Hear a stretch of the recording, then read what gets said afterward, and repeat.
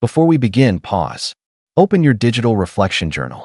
Take a slow breath in and ask yourself quietly, who am I when no one's watching?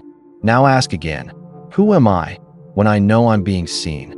Somewhere between those two questions lives the version of you that the internet has learned to love, or at least the version you've trained it to accept.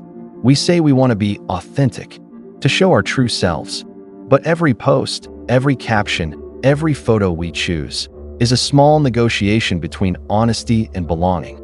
Because authenticity, in practice, is not about truth. It's about safety. And online, safety is currency. Visibility is survival. When people say just be yourself, they rarely mean it. What they really mean is be the version of yourself that doesn't make others uncomfortable. In real life, that illusion is buffered by body language, tone, warmth, all the quiet nuances of presence. But online, everything becomes literal. Every word, image, and emoji becomes evidence of who you are. So, to protect ourselves, we edit, we reframe, we perform. Psychologists call this impression management, the act of curating how others perceive us to reduce social risk. It's an ancient reflex, born from our evolutionary need to belong. To be accepted by the tribe was to survive. To be rejected was to die alone in the wild. Today, the tribe has no boundaries. It's the faceless crowd, the feed. Every post becomes a vote for inclusion or exile. We don't fake ourselves because we're dishonest. We do it because our nervous system still can't tell the difference between being ignored and being abandoned. The irony is, the more we try to be authentic for others, the more we drift from our internal sense of self. The online self becomes both a projection and a prison. And yet, we keep polishing it, pixel by pixel, hoping to be seen, not just scrolled past. To understand the online persona, we need to go back to before the internet, back to the theater. Sociologist Irving Goffman described social life as performance. We are all actors, and every situation is a stage. There is the front stage, where we present ourselves in ways that align with social expectations. And the backstage, where we drop the mask, exhale, and exist without pretense. The digital age collapsed that distinction. There's no backstage online. Your feed, your messages, your comments, all belong to an invisible audience that never leaves the room. Even when you're alone, your mind imagines the crowd. And over time, that imagined gaze begins to rewire your behavior. You start thinking in captions, feeling in reactions, speaking in aesthetics. Every experience becomes potential content. Every emotion, potential engagement. The result isn't deception, it's adaptation. Your online self becomes a reflection of what the social ecosystem rewards. If authenticity is about coherence between inner and outer worlds, then the internet constantly fragments it. Because every platform demands a new costume. Professional on LinkedIn, playful on TikTok, poetic on Instagram, combative on X. We are no longer one self adjusting to context. We are multiple selves negotiating for space. The modern identity crisis is not that we don't know who we are, it's that we're forced to be too many versions at once. Imagine standing in front of a mirror that doesn't just reflect you. It subtly reshapes you based on how much the reflection is liked. That's what social media does. Each notification, like, or share becomes feedback data for your identity. The self is trained, rewarded, and adjusted algorithmically. You post something vulnerable, it flops. You post something witty, it spikes. You learn, unconsciously, that vulnerability equals silence, and performance equals connection. This is the mirror loop, a feedback system that conditions who you believe you are. It's not just social learning, it's behavioral reinforcement. The dopamine hit from validation doesn't just feel good, it teaches. It rewires what you find worth expressing. Psychologists call this intermittent reinforcement, the same principle used in slot machines. You never know which post will land, so your brain keeps gambling for attention. But beneath that randomness lies precision. The algorithm studies not just what you post, but what keeps you posting. It rewards consistency over complexity, clarity over contradiction, aesthetics over honesty. Over time, the raw edges of your identity get sanded down to fit the feed's rhythm. We mistake this optimization for growth. But what's really growing is the algorithm's understanding of how to keep you performing. To the brain, visibility equals safety. We evolved to rely on group awareness to stay alive. Being seen meant being part of something bigger than ourselves. The anterior cingulate cortex, the same region activated by physical pain, lights up when we feel excluded or ignored.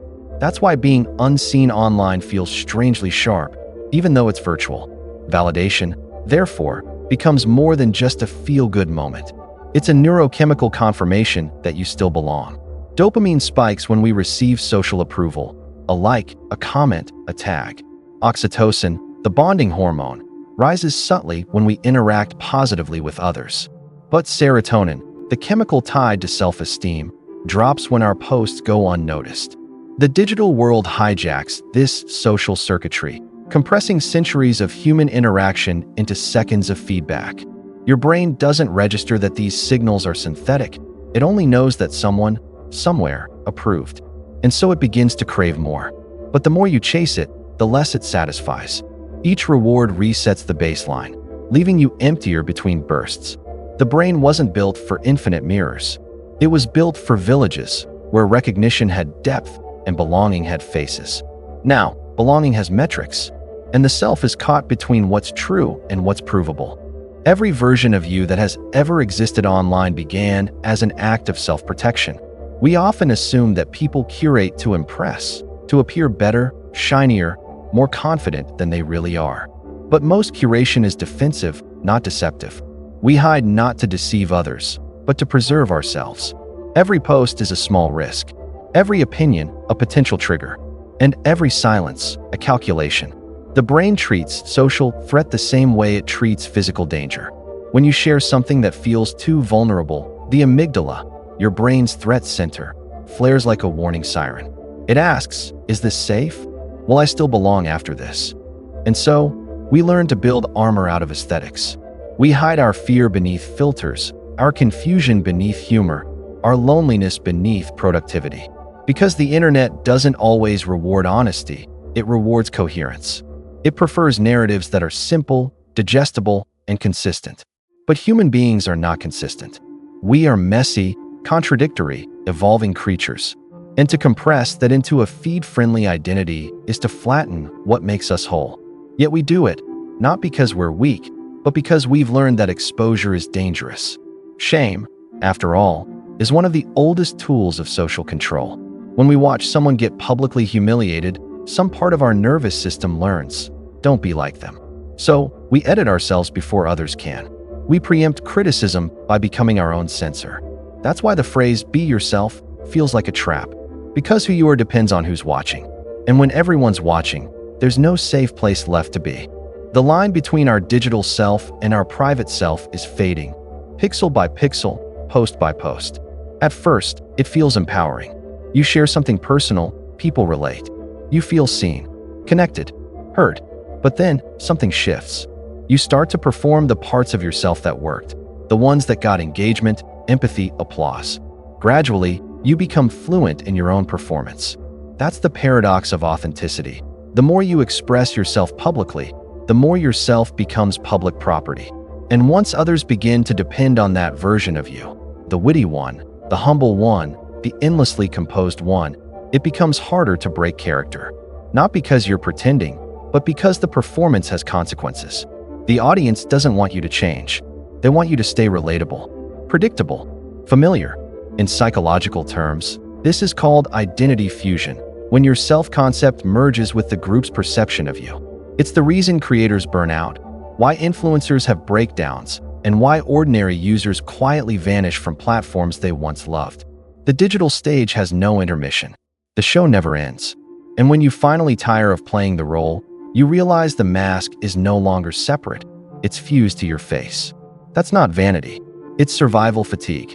We weren't built for this scale of perception. Human minds evolved in tribes of 100 people, not audiences of 100,000. Our nervous systems can't metabolize the constant feedback, the applause, the silence, the judgment. So the mind fractures quietly, balancing two impossible needs, to be seen and to stay sane. Authenticity has become one of the internet's favorite buzzwords. Brands sell it, influencers preach it, users chase it. But few people pause to ask, what does it actually mean? To be yourself, implies that there's a stable version of you that exists beneath all the masks. But neuroscience tells a different story. The self isn't static. It's a simulation, constantly reconstructed by memory, emotion, and context. Your brain stitches fragments of experience into a coherent narrative to maintain the illusion of continuity. You are not one person, but many, a fluid identity adapting to environments, relationships, and perceived expectations. This flexibility is not inauthenticity. It's intelligence. When you're at work, you activate oneself. With friends, another. Alone, a third, often the most unfiltered, yet also the most uncertain. Online, however, those contexts collide.